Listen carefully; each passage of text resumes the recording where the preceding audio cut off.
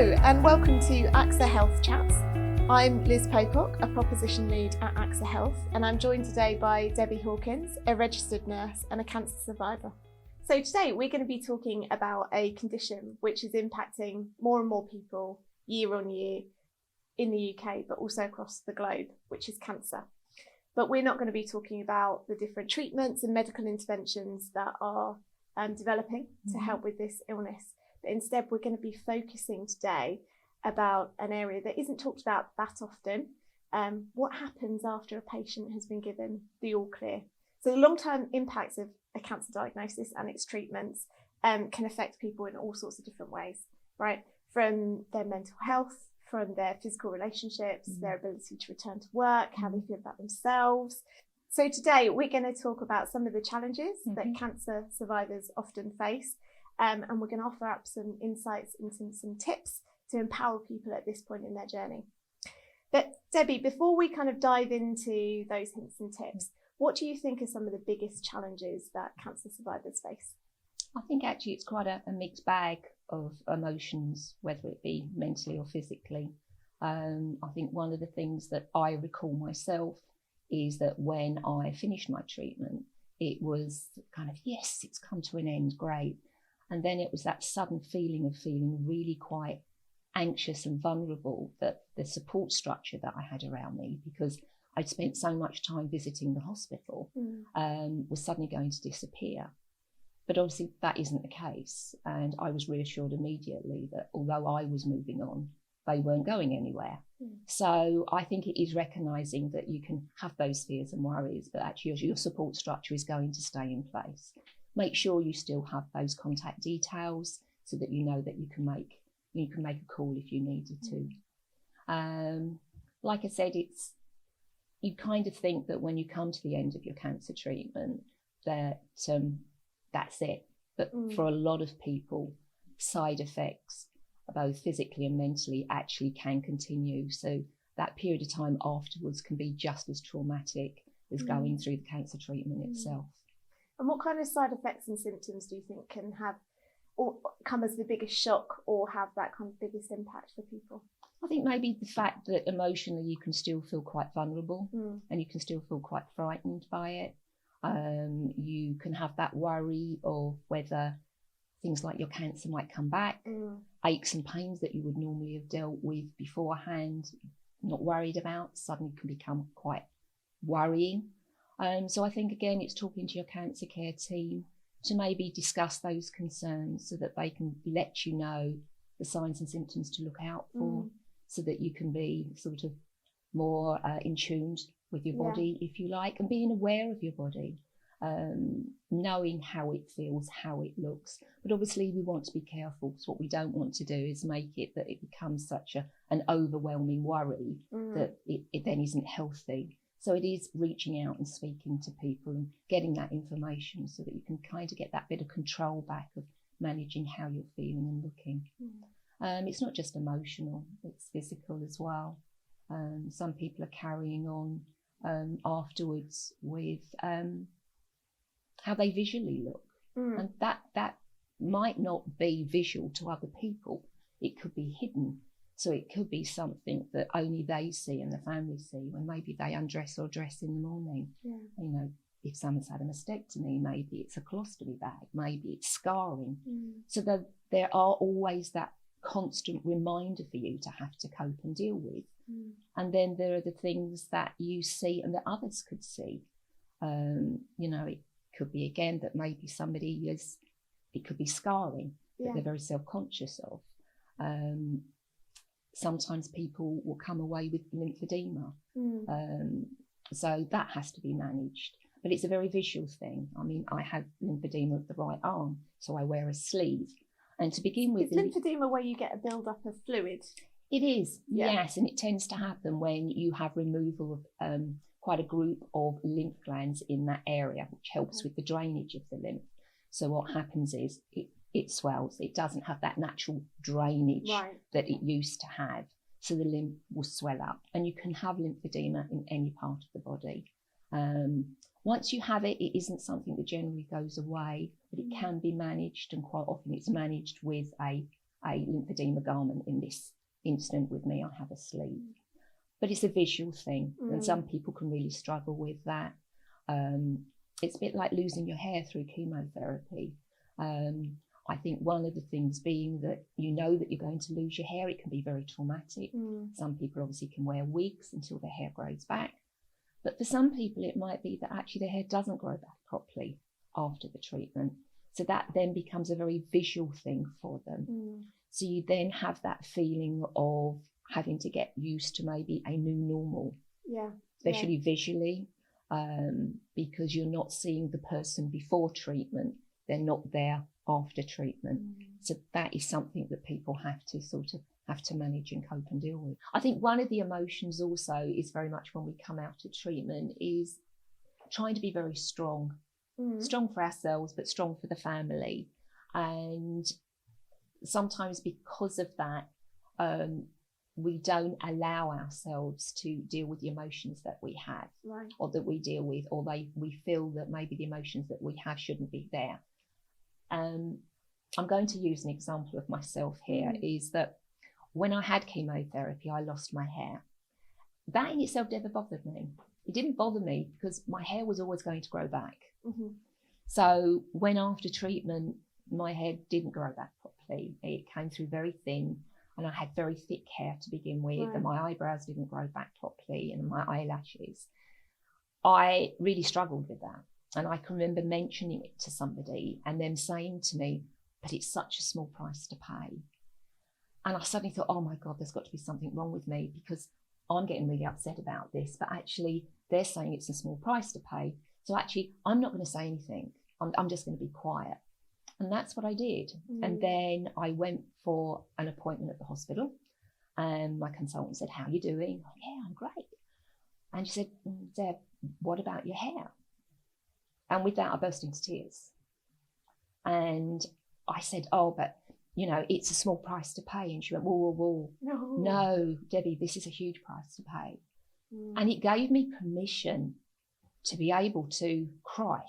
And it gave me permission to know that it was okay not to be okay. And that I wasn't being selfish, and that it was a struggle, and that I was struggling with this new normal. And the fact I was struggling not having me anymore. I was looking in the mirror. I was looking in the mirror and seeing a different person, and that took some time for me to get used to. But I've got there. My hairdresser was brilliant, so we changed my hairstyle. I suffered really bad with lymphedema, like I mentioned, but I got referred to a lymphedema clinic, so we got on top of that. I mean, one of the side effects that I was struggling with the lymphedema was that suddenly you have this very swollen arm, and anybody can have it with their limb, and I'm sure people have experienced this. But I was having to buy clothes 2 sizes bigger so that I could actually fit my arm down a sleeve. So, people don't always think of those kind of things because they're hidden. But lymphedema clinic, we got on top of it, it's managed, and I'm in a better place, I'm in a good place, and I'm okay with that. It's just about having that to your point, having that permission. It's giving permission. And it's still allowing yourself, however many years later, that you could still have those moments. And they can be very infrequent, but it's okay to still have those moments. It's still okay to look in the mirror. Because for some people, like I said, it can still be a constant reminder. Those reminders don't always go away. It's how you manage them. And being allowed to process and effectively, I suppose, grieve for the person you were before all of the cancer treatment that's taken place, and having that support is invaluable, isn't it, to process through all that. Thank you for sharing that. It's really brave of you to do so. Thank you very much. And I think for some of the side effects that I've heard about that aren't maybe as visual, tiredness and exhaustion, fatigue come up so often. So do you have any kind of go-to hints and tips for people about how they can manage the impacts that fatigue can have on them? Fatigue is very much something that people have to deal with cancer. It can take months, it can take a few years to sort of get over. There are several things, there are many things that you can do to help. One is obviously things like maybe keeping a bit of a fatigue diary Right. It's having an understanding of when you have the energy to do things and when you don't. Also, to conserve your energy, take time out when you're feeling sort of at your worst. It's trying to take an hour, find some quiet time. Use that time. It might be that you want to sit down and read, if that's something that relaxes you. Listen to music. It might be actually that you want to sleep for an hour, which is absolutely fine. Maybe look at some dietary changes, lifestyle changes, maybe sort of a healthier diet, and maybe some sort of gentle, moderate exercise, because that can build your stamina up. But if you're going to do anything like diet and exercise, might be an idea also to have a chat with your cancer care team, just to make sure that obviously it's okay for you to do so, especially dietary wise, if you're looking at something where maybe you've got cancer in treatment that has actually dealt with the digestive system, so that can have an impact on maybe the diet that you had. So you want to make sure that you have the appropriate sort of diet and and all the nutrients, right? You need to help give you the energy. Absolutely. You can also discuss things like sort of supplements, but if that is something that you're going to consider, you do need to speak again with your cancer care team, because you don't want anything that could counteract and sort of be problematic with any medication that you're going to be taking. And the other thing also is very much is making the family aware that although your treatment has finished, you still need to have support because you're still dealing with things. So communication is really important.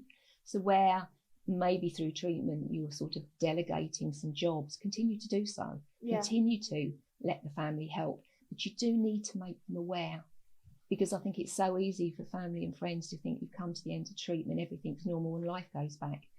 And it isn't always that case. But I think sometimes if we don't tell them, they don't always know. Exactly. They just presume. So we do need to keep communication open. And that's one of the things that I've heard a lot as I've listened to people's experiences of going through cancer, that once they've rung their bell, sometimes that support network does fall away, and the friends that were coming round with home cooked meals or helping out with laundry, that support stops. So I think that open communication and that honest conversations about where you're struggling and tangible things that people can do to help is invaluable, isn't it? It is. It's very, very invaluable. And I think it's also that quite often after treatment is when you can start thinking more about what's happening. And there is that, like I said, sort of maybe worrying about the cancer coming back and the aches and pains and where life is going to sort of lead. And I think you need to still have that chat, and you still need to have those open communications to help and sort. And remember, it's not necessarily just the person who's had cancer. It's got to be open for the partners, the family as well, to be able to have that communication, because they need the support and reassurance, because they've gone through it too as well in different ways, but they've just gone through it, and it doesn't just end for them. Their worries could continue. So it's really important that you do take time to sit down and be very honest. And sometimes that honesty can be very painful. But I think by doing that, you can then kind of move forward and help and support. So with all those things combined then, Debbie, the fatigue, the trying to find your own sense of identity again once you've come through the all clear, what do you find as one of the biggest challenges or barriers for individuals to return to work? It can be very problematic. I think if, again, communication open with your employee, if you're able to discuss easing, sort of being phased back into work, that will help considerably. For some people, it might be that the job that you have is maybe quite a physical job, and it might be that it's something that you can't go straight back into. So maybe speaking with your employee to see whether you could maybe take on a different role, whether maybe it's office-based for a little while. If you're office-based, can you do some work from home? Can you spread your day out a bit? We're talking about fatigue again. So it might be that you can actually do some hours in the morning and maybe later on, late afternoon, early evening, maybe adjust your day to see whether that works for you. I mean, for some people, obviously, they may not be able to go back to the job that they had. And it may be that they're then going to have to look at maybe starting a new job, and there could be then financial implications there. So I think it's something that I would always suggest to people, if that is a possibility, especially at the beginning of their treatment as well, is to speak with a financial advisor. You can do that through Macmillan's Citizens Advice Bureau. So if you're England, Scotland and Wales, it's the Citizens Advice. If it's Northern Ireland, it's Advice NI. Right. Speak with a financial advisor. They can obviously go through things with you and advise you accordingly to help you through maybe that period of time. Things like looking at your mortgage, see whether you can put your mortgage on hold, those kind of things. It might be that you're entitled to some benefits, and maybe speaking with a benefits advisor so that you can see if there are any benefits that you can have, whether that's through your treatment or if the treatment ends, whether it's something that can be put in place if you're having to look for another job. So there are contacts out there. You can make that contact, get that information, advice. And like you said, it's getting some control back. And that's very much, I think, generally after cancer, because you don't always feel that you have that control. So making these changes, whether they're lifestyle changes, your exercise, financial, going back to work, these are all things where you're getting control back. And it does help you. Psychologically, it puts you in a better place. And it will be a really personal experience, I assume, I can only assume, to return back to work, to know how much you want to share with your colleagues as well. So I guess it comes back to that open, honest lines of communication and almost setting expectations or barriers with your employer about how much to share. And I think that is really important, because for some people, they might be quite happy to go back to work, be very open about what has happened and what they've gone through and talking about it. And for other people, it's very, very personal and private.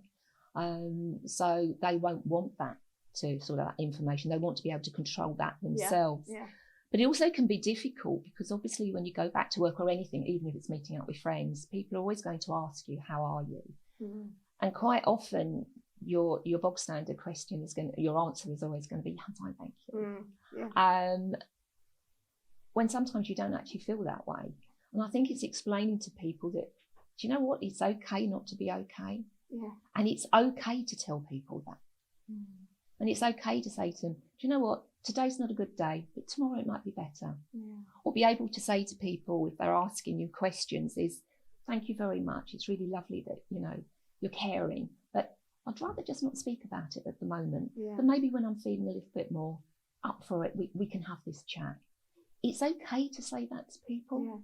And I think that is the other thing, that you're so busy not wanting to be, I don't know, sort of upset other people, that we put other people before ourselves. We don't want to burden them with some of the things that we're worrying about. Or it's just the fact that you don't want to have that discussion, but you're having it because you don't want that, because that person's asking questions that you don't know how to shut it down. So it's finding ways where it's politely, you can politely do so and it not sound as if you're offending that person. The other thing is to remember that treatment can continue. So for some people, they're then having to, say, for example, go on to hormone therapy treatment. So then they're going to have not only the after effects of treatment that they've had, but they could have then side effects of the treatment they're then having. And it can be difficult to sort of think which is which.